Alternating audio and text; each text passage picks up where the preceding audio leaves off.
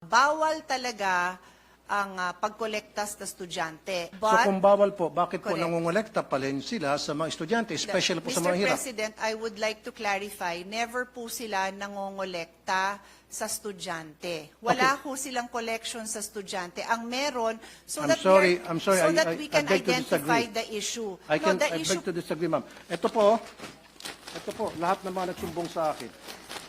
sir, the These issue, I don't These think- are the list of parents na nagsumbong sa akin, iba't ibang eskwelahan sa buong Pilipinas na kung saan sila po ay sa pilitang kinukolektahan ng mga electric fan at kung ano pang mga gamit sa eskwelahan na meron man pong budget sa MOE ang DepEd for those things. Pero pagdating naman sa eskwelahan, kukolektahan mo ng kung ano-ano. Then, yung iba pa nga sa kanila, yung mga sumbong sa akin, Sir, naglalakad na nga lang po ako, 2 kilometro, kasama pong aking tito. Wala po akong pampamasahe. Pudpud na nga po yung aking tsinela, sapatos. Pagdating doon sa school, ine-expect kami po ay magbigay ng para sa electric fan. Ito pa po, para sa kalaman ng marami. Kuminsan, pinapahiya pa po yung mga estudyante. Nagkakaroon po ng group chat. Nakalista doon sa group chat, sino-sino yung mga nagbigay at sino-sino pa hindi nakapagbigay. So yung mga hindi nakapagbigay, peer pressure, it's either gagawa ng remedyo para makapagbigay, masama sa listahan, matanggap ng grupo, or hindi na lang papasok kasi napapaya sila, magda-drop out na lang. Sayang yung feeding program. So what I'm trying to say here, Mr. President, napakasimple lang naman eh. Okay lang may PTA. In fact, wala akong wala akong against it sa PTA. Use it properly.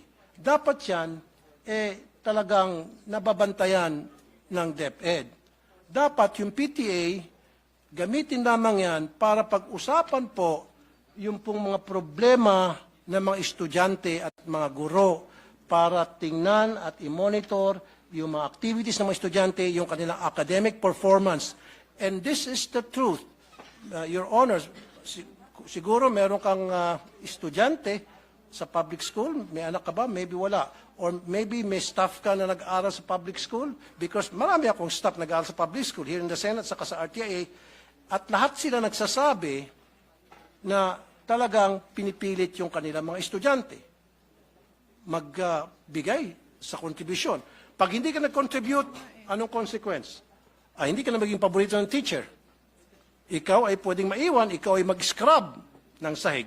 Ikaw ang mag-erase na mga nakasulat sa blackboard. Marami pa pagawa sa iyo. Pero kung ikaw nag-contribute, go home ka na, maganda pa ang grades mo.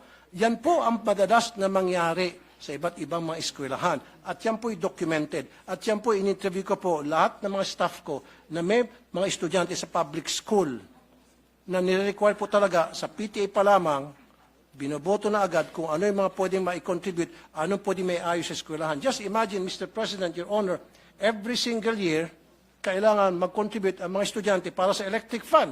Kung ipon-ipunin natin yung contribution sa electric fan every year, siguro baka marami ng warehouse ng electric fan dyan sa DepEd, kung saan dinadala yung electric fan.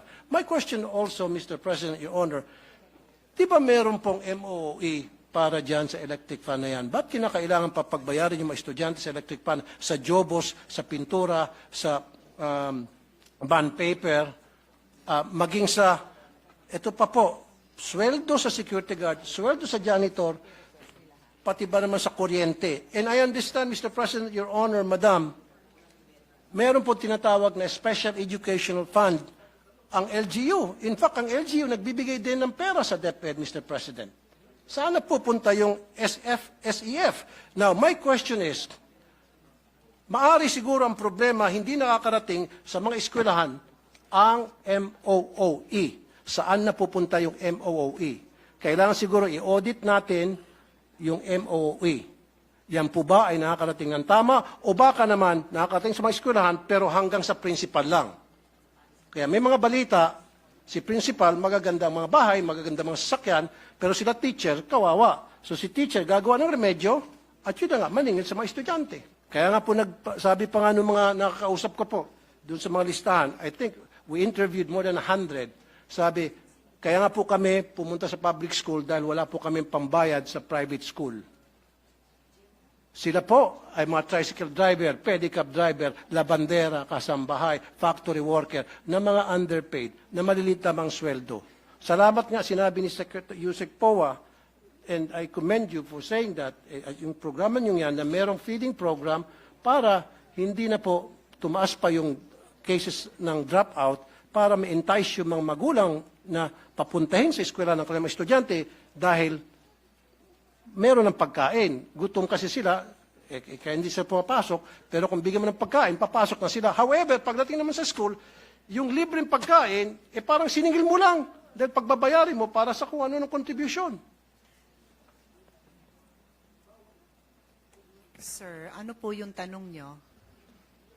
I'm just making a statement, Mr. President, Your Honor, kung ano po yung sentimiento ng mga pumunta sa akin, mga magulang, libo na po, sinasabi po sa akin. So what I'm saying is, we have to stop this wrong policy na kung saan nagbabiolate ng law ang kung ano-ano pong department order na ipinapalabas po ng DepEd para lamang pipilitin na makakolekta sa mga estudyante. Sabi pa nga ni Minority Leader Coco Pimentel, pag kinolekta mo estudyante, wala naman pera yung mga estudyante, parang sino kinukolektahan mo talaga? In essence, yung mga magulang.